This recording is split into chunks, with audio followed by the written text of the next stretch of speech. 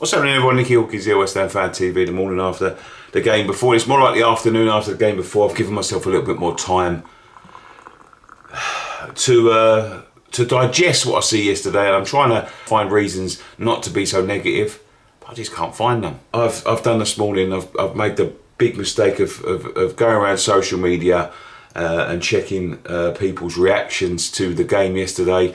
Not fans, but paid members of the press who all of a sudden have decided that we shouldn't be booing their players off.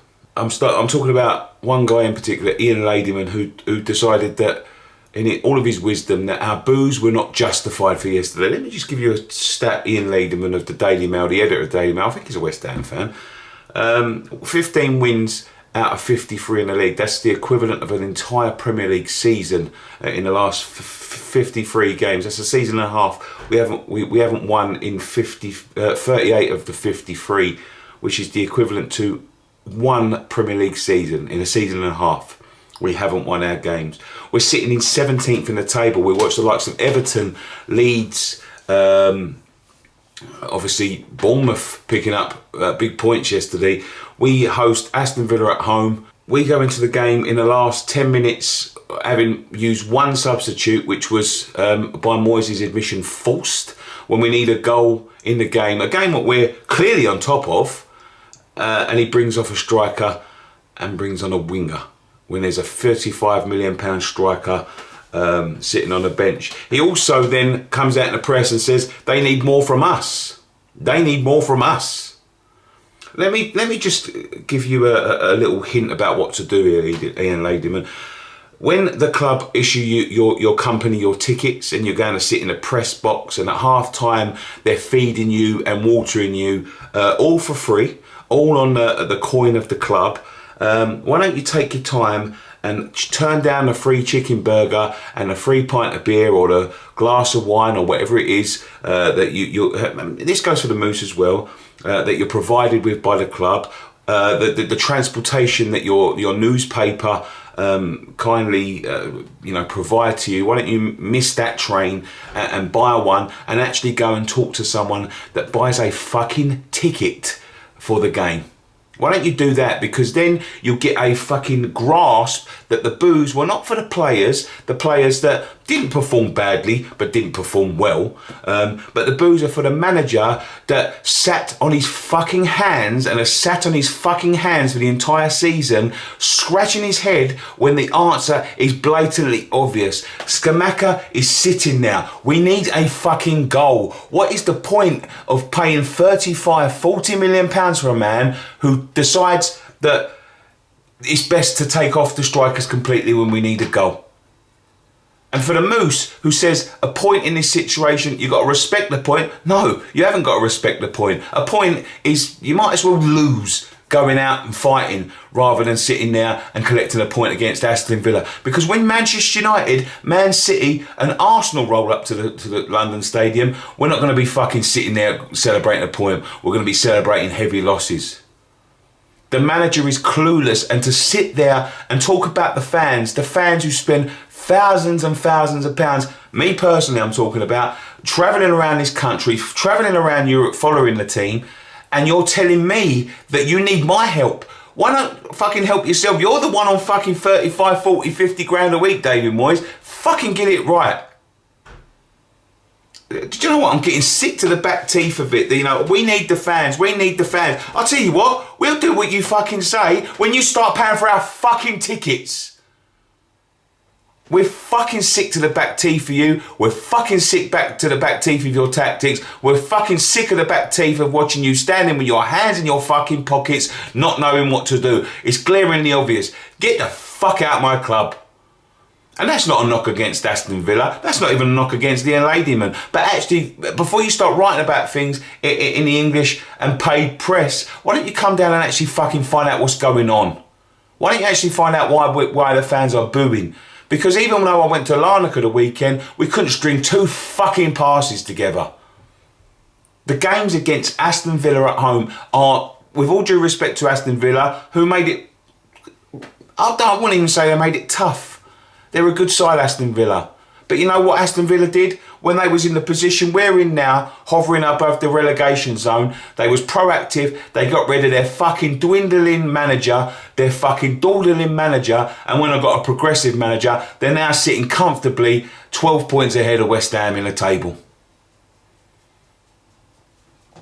And you're telling us that we're the problem. And I'm sick to the fucking back teeth of people saying that we are the problem. David Moyes saying we are the problem. You get paid tens of thousands of pounds a week to make decisions and you stand there with your hands in your pockets.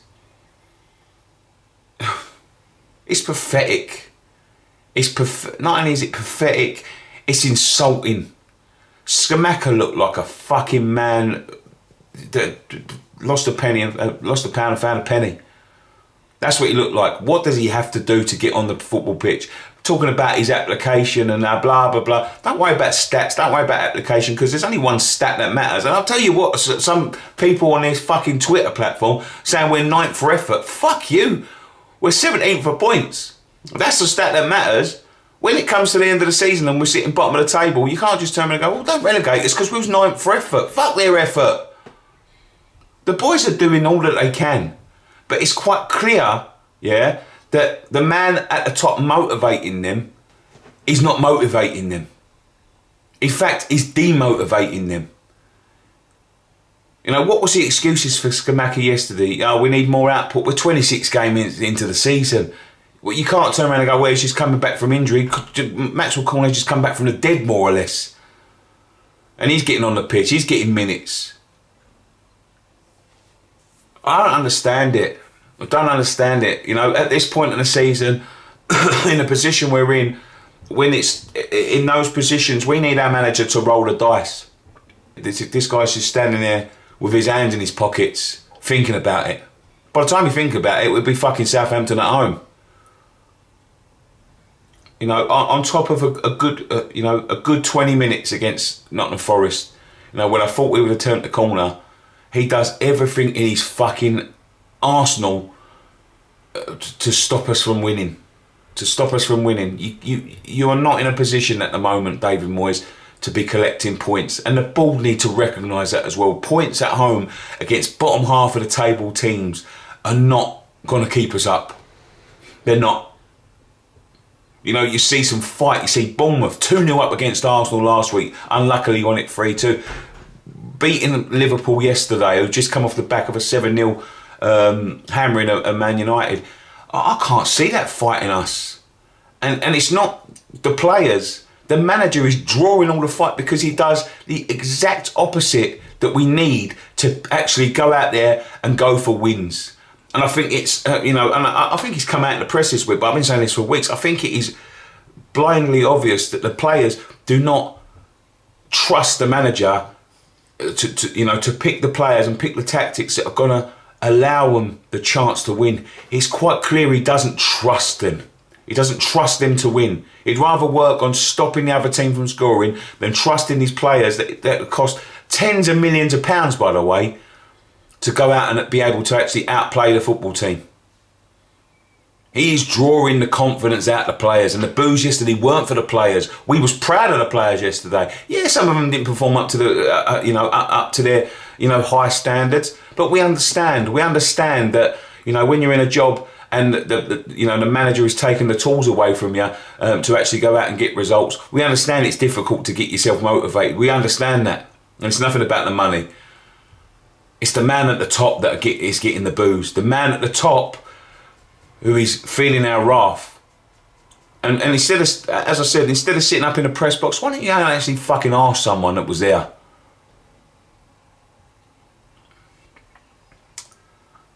Points at home against Aston Villa. 1 point, is not good enough in the position we're in. If we're at the top of the table, fine. But being at the bottom of the table, watching your manager make 2 substitutes and the opposition making 5, we're back to that again. We've come back full circle. The complaints from before. And it's demotivating the players, it's demotivating the fans, which is making it very difficult to cheer for the team. You know, we are behind the boys. You know, if any of the boys are watching this, we are behind you, 100%. We know the manager's making it difficult for you. And the boos are not for you, they're for the manager. And yet, you know, all of the blame, once again, oh, we need the fans, we need the fans. Stop paying for our tickets then. We'll do what you want then. It's frustrating. It's frustrating that the board and the manager has such discontent for the fans that, you know, if it's any other business, as I said last week, if it's any other business, we won't fucking go again. But they prey on us because we're football fans and there is no alternative. I love my team. I love West Ham United. But you know, that doesn't mean I have to love everything about them. They take the piss out of us. They take the piss out of you. They take the piss out of, in a minute, they take the piss out of the fucking players. You know, the whole club is, again, after stabilising for a little while and getting that stable, that core identity back, is once again rotting from the inside. And until someone at the top, you know, stops the rot, it'll always be the same. Always be the same. And I know some of you might think I'm overreacting against for a draw at home, but I'm not. It needs to be better. We need these points, otherwise we're going to be in the Championship. And the fact of the matter is, let's face reality now, with the position we're in and the owner we've got and all of this sort of stuff. If we go down to the Championship, in a few years' time, West Ham United may be no more. That's fact, because ask the likes of Oldham, who are, you know, just about clinging on to life in the conference, and you'll always have our support. You know, the players that pull on the shirt will always have our support. As long as you give everything for us, we'll give everything to you. But we cannot. Well, I'm talking for myself. I cannot support a manager that is watching us die slowly. I can't. He needs to change things. Then, you know, everybody knows that. The players know that. The only people that don't know it or don't care is the people at the top. And shame on you, the paid press, because you don't understand. You know, try buying a fucking ticket for once. But anyway, that's me. One thing left to say. Come on, you ones.